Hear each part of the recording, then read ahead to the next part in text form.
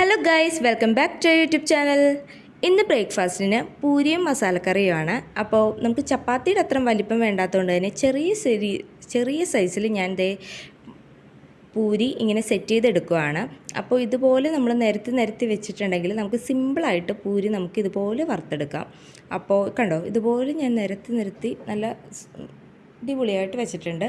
പിന്നെ ചീനച്ചട്ടിയിലേക്ക് ഓയിൽ ഒഴിച്ചിട്ട് ഓയിൽ നല്ലോണം ചൂടായതിന് ശേഷം മാത്രമേ നമ്മൾ ഈ പൂരിയുടെ ഈ ഒരു ഇതിടാൻ പാടുള്ളൂ. അപ്പോൾ കറക്റ്റായിട്ട് നമുക്ക് ഈ ഒരു സൈസിൽ നമുക്ക് പൂരി റെഡിയായി കിട്ടും. കണ്ടോ, നല്ല അടിപൊളിയായിട്ട് പൊങ്ങി വരുന്നുണ്ട്. എല്ലാവർക്കും ഇഷ്ടപ്പെടുമെന്ന് വിചാരിക്കുന്നു.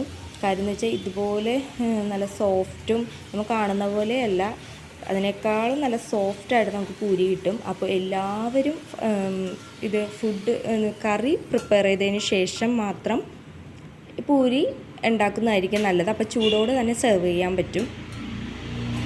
ഇപ്പോൾ കണ്ടോ, നല്ല സോഫ്റ്റാണ്.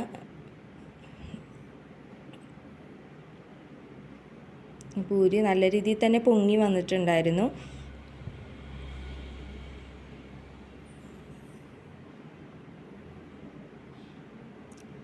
ഇത് കണ്ടോ, എനിക്ക് സൈഡിൽ അമ്മയും ഹെൽപ്പ് ചെയ്യാനായിട്ടുണ്ടായിരുന്നു. അമ്മ പൂരി വറുത്തെടുക്കുമ്പോൾ ഞാൻ പരത്തി കൊടുക്കും. പിന്നെ മസാലക്കറി, കട്ടൻ ചായ, പൂരി, ഇതാണ് ഇന്നത്തെ ബ്രേക്ക്ഫാസ്റ്റിന്.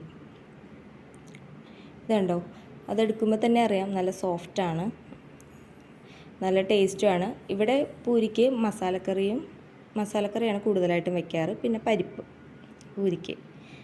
അപ്പോൾ നിങ്ങളുടെ ഇവിടെ എന്താണ് കോമ്പിനേഷൻ കമൻറ്റ് ചെയ്യുക. വീഡിയോ ഇഷ്ടമായെങ്കിൽ ലൈക്ക് ചെയ്യുക, ഷെയർ ചെയ്യുക, സബ്സ്ക്രൈബ് ചെയ്യുക.